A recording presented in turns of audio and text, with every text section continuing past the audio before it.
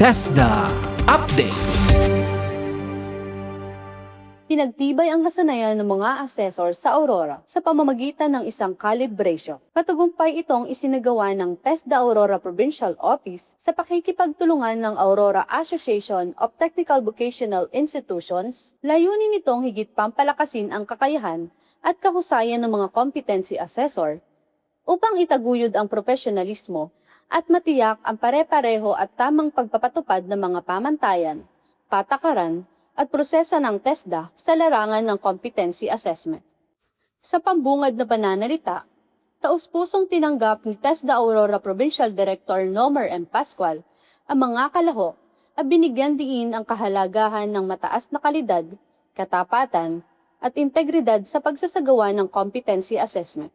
Sa kabuuan ng programa, nagkaroon din ng aktibong partisipasyon ang mga kalahok sa mga gawain na naglalayong mapalalim ang kanilang pag-unawa sa mga pamantayan ng TESDA at mapahusay pa ang kanilang kakayahan bilang mga tagasuri ng kasanayan. Nagtapos ang aktibidad sa isang seremonya ng paggagawad ng mga sertipiko at token bilang pagkilala sa mga partisipasyon ng mga kalahok at resource speakers. Muling pinagtibay ng TESDA Aurora ang kanilang patuloy na advokasya sa pagbibigay ng dekalidad na technical vocational na edukasyon at dekalibreng serbisyo sa competency assessment sa buong lalawigan.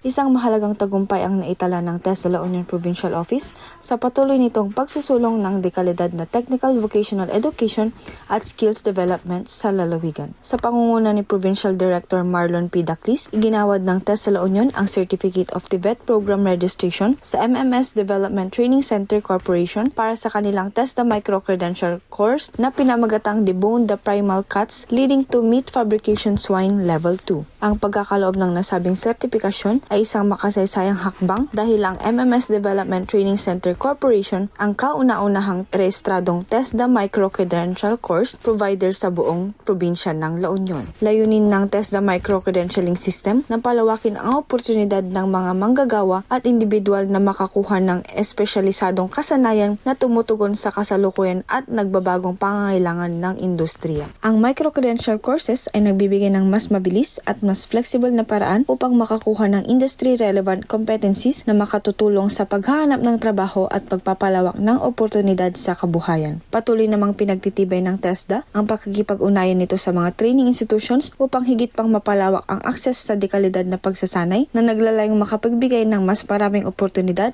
para sa mga mamamayan.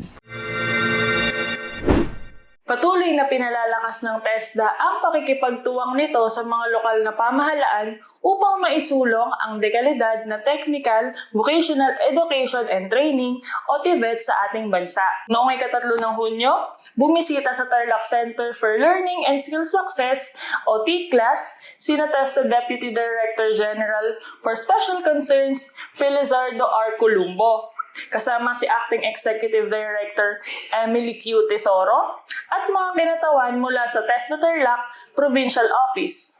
Layunin ng pagbisita na suriin ang mga programa sa pagsasanay, sistema ng pamamahala at mga hakbang ng TCLAS upang matiyak ang pagpapatuloy ng kanilang mga serbisyo. Bahagi rin ito ng inisyatiba ng TESDA na matukoy at maidokumento ang mga pinakamahusay na kasanayan ng mga lokal na pamahalaan sa ilalim ng Train Local Program. Nagkaroon din ng courtesy call ang mga delegasyon kina Tarlac Governor Christian Peliac at Tarlac City Mayor Susan A. Yap upang talakayin ang patuloy na suporta ng pamahalaang panlalawigan at panglungsod sa pagpapaunlad ng technical vocational education. Iminungkahi rin ni Deputy Director General Columbo ang posibilidad na idao sa Tarlac ang isang LGU Summit sa hinaharap. Sa pamamagitan ng mga gawaing ito, higit pang pinagtitibay ng TESDA ang pakikipag-ugnayan sa mga lokal na pamahalaan upang makapagbigay ng mas maraming oportunidad sa pagsasanay, mapalawak ang employment ng mga mamamayan at maisulong ang panghabang buhay na pagkatuto.